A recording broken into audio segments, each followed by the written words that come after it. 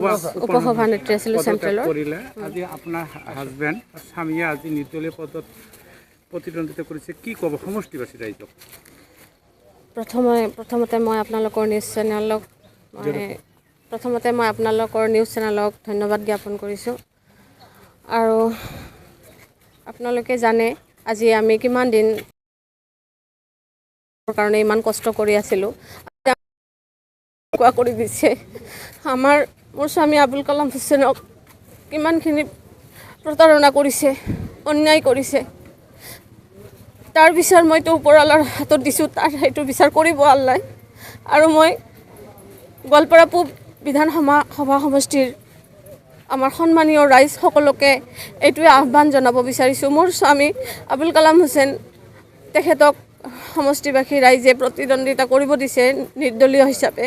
মই আপোনালোকক সমষ্টিবাসী ৰাইজক এটাই আহ্বান জনাইছোঁ, মোৰ স্বামী আবুল কালাম হুছেইনক এবাৰৰ কাৰণে আপোনালোকে ভোট ভিক্ষা দিয়ক। মোৰ আৰু আপোনালোকৰ ওচৰত ভাষা নাই একো ক'বলৈ। আমাৰ কষ্টৰ প্ৰতিদান আপোনালোকে দিব লাগিব। এইখিনি